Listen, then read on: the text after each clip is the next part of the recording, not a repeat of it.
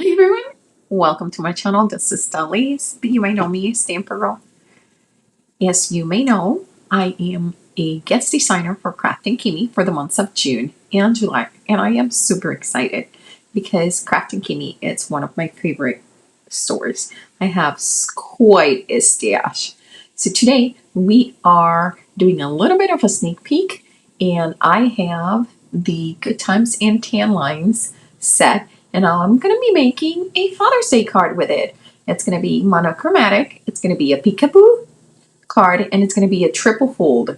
So hold on and get ready because this is so simple. You'll be making these in no time and making plenty of them. Let's get started.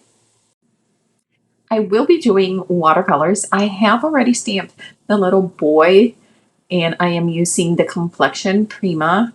And for my background, I'm using my Crafty Kimmie stamps. It is a hybrid ink, so it won't run. It's safe for watercolors and it's safe for markers, so it's quite fun. So this complexion watercolor, it's all about skin tones and browns and just beautiful, beautiful colors. So as you can see, this is my own technique. This is how I kind of gauge how much water I have in my brush, is dabbing on my hand instead of doing it on a paper towel, because a paper towel, then I don't know how much the paper towel actually is absorbing. So this way it's easier for me to know if I have enough water or not. I am going to be doing multiple layers on the skin. Watercolors tend to dry a little bit more muted, so I am putting a wash, then going a little bit darker, and then letting it dry a little bit and see where I am. And because I kind of wanted to give it a little bit of like a burned, like a sunburn kind of look, because my husband, unfortunately, he burns so badly every time we go anywhere. He has very fair skin, so I wanted to do a little bit of a look on him, on this cute little boy. And I am doing brown on his hair too. And right now it looks like a lot of brown. Like it's just very hard to differentiate between the hair and the skin. It's all fine. Trust me. And the watercolor is playing with patience and time, because you just want to go little by little. Again, like I mentioned, I want to do a monochromatic look on this card. I'm going to go all browns with the exception of his swim trunks, which I'm making them into a gray color. I just the brown here for the trunks. I just thought it was just a little too much, and I like kind of the way it breaks down. So here I am coming with the swim trunks, and to start all of my colors, I am making a wash, which is very little pigment, lots and lots of water. So here is my color, and I went a little bit outside the line, but that's totally fine. I'm actually using that same wash to add a little bit of lowlights here and there, which is going to help me out to know where I need to add more contrast or more highlights or more lowlights during the coloring of this image. So right now, immediately after adding that little bit of the gray or a black wash, I can tell that I simply love the way the hair is going. And you can see now a difference between the hair and the skin tone. I have added a little bit of darker colors like in the mouth, and now I'm coming to color the eyes, which I'm using some the more reddish brown. I just wanted to pop a little bit more from the face, and I will come later with an even darker brown. For the tongue, I'm actually using the very like reddish tone brown, and it is supposed to be a brown, but here and against all the other browns, it kind of looks more like a red, which I kind of love it. I'm also using it to add a little bit of shadow and depth inside of the little pail. Here is the guy so far. I am so happy and excited about him. I was thinking of doing a layer of color pencils on top of it, and I decide against it because I really love how it's turning out. See, that's where I come back with my watercolors and I say, no, you know what? I'm going to finish this all absolutely and completely in watercolors instead of using my pencils, my Prismacolor pencils. I am using my 000. This is my favorite Princeton Velvet Touch 000 paintbrush. Love this paintbrush.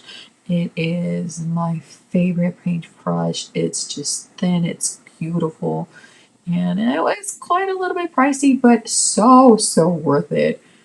I am going around all the lines to make this a no line watercolor, but more with a graphical look.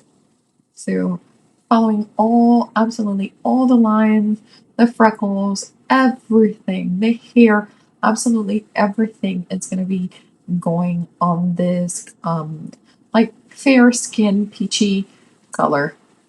And so cute. He is seriously so adorable. I am adding a little bit more water because I want to do another layer, but I don't want it to be too peachy. So and it looks super peachy right now, but trust me, this mellows and tones down once it dries up. Remember that your watercolors are going to tone down a lot once they dry. So don't be too frazzled if you see when it goes like that. Now I'm adding a little bit of dark brown, like I said, for the eyes, and I mix it a little bit with my previous color. That is something that I do all the time, which is try to mix my previous color with the new color so they actually go together better and they just flow better in your image. And here is my cute little guy. Super excited about him. He is just adorable. Just fussy cutting him with my cutter bee scissors. And let's make this card. So like I said, this is a peekaboo card. I'm starting with a regular card base, like an A2 card base. So it's 5.5 by 8.5. And I'm folding it at the 4.25 mark. And then this piece here is 4 by 5.25, and that gives me a little bit of a frame. And then I'm putting it in front of it, making sure that I am keeping this card open. Make sure that it's open when I put it through my machine. I'm putting the layers together so when they die cut, it die cuts in the same position. And here it is. So now I'm going to glue that layer, which did you notice that this is actually a full panel? Like all these papers are from an actual full, very themed full paperback. And I thought they have some of the pattern papers were like super beautifully monochromatic, very manly, masculine. I don't know what you want to call it, but it's just perfect for this. So I am super excited about it. And here is my card so far. This is step number 1. Now, step number 2, I am coming with a piece of cardstock. If I'm not mistaken, it is 5.25 inch by 8.5. And then I'm folding it at 4 and 6. And I'll get all this card was completely and absolutely inspired and follow with the instructions from Patricia. And I'll put some information to go and check her out. And I think it may have been 8. And I think I did the same thing. I marked it as 8:30 and it was supposed to be 8 inches. And then you scored it 4 and 6. And I am just gluing the big panel to here to the inside of my card, leaving a little bit of a frame around it. Look at this. Easy peasy, lemon squeezy. That is our accordion fold, like tree fold. You see, yeah. So I need to remove a little bit. I need to remove that 1/2 inch. And I know that my border, that metal border right there, it's 1/2 inch exactly. So this was perfect. And now I'm bringing another of the panels of this beautiful pattern paper. And these just go perfectly here. And again, just check out Patricia's instructions, or I'll put it into, I just don't want to give too much information, so you guys actually go and check out Patricia, because she is awesome and she has some cool cards on her blog. And we just put these two frames. Again, look at that, how full theme oriented is the back of all those pattern papers. But you know what? Sometimes look at the back, because sometimes you get these really cool, perfect patterns that can be used for any other themes. And there we go. We're going to add that guy there. And then I decided, oh, wait, I'm not doing the polka dots. I'm actually doing the plaid. And here I'm deciding what am I going to do. So I end up actually cutting an extra piece of the same oval, because these papers are very thin. So I end up cutting it in a darker cardstock and then gluing it. Unfortunately, it did not record when I glued it, but you just glue to the right side of that oval, making sure that you're not gluing the whole thing.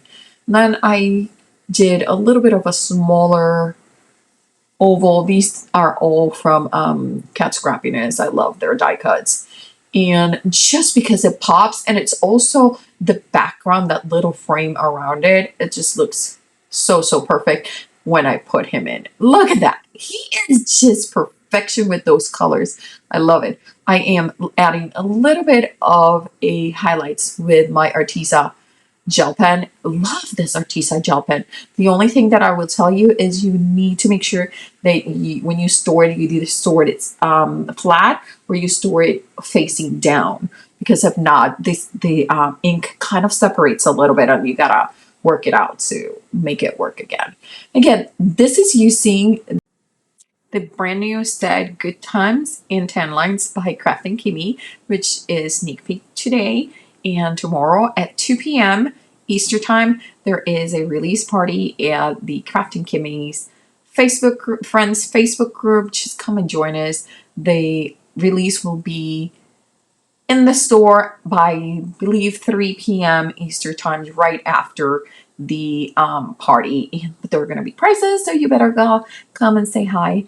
So right here, I am doing something that probably is gonna keep you all super nervous, and it's just, I'm just cutting my stamp. Yeah, I do that all the time. I call it stamp surgery, where I cut my stamp and I fold it with the raised area up, and then I just cut wherever I want my sentiment to be split up. I wanted to split this one because I wanted half of it in the top, half of it in the back. Yes, you could 100% totally do a masking, but I love cutting my stamps. I love doing stamp surgery. I know some of you might be screaming at me, or at least at the computer, for doing this, but I am okay. The only thing that I see as a negative is that sometimes, since you're cutting in multiple pieces, you might lose a piece. So keep track of them. But again, come and check out. There are 2 new layered stencils and 4 new sets, 2 new sets and 2 comebacks. That means that they were previously released probably in rubber, and now we have them as a clear stamp. So that is amazing.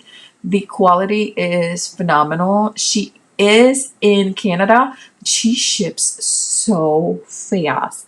I tell you, I get her stuff faster than some companies here in the US. And I am in the US. So here are my sentiments. I love how it looks. And I'm like, okay, I decided to go with creating the little flags, what they call it, fishtails. And I use it using this old Fiskars punch, where I just use the part of the little punch for the arrow, and it's just perfect.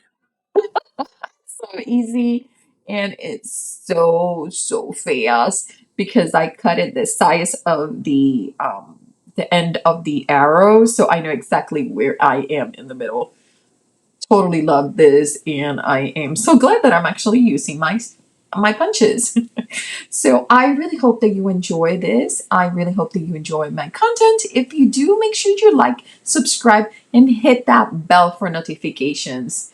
And remember, don't leave your crafting for tomorrow. Start today. Bye.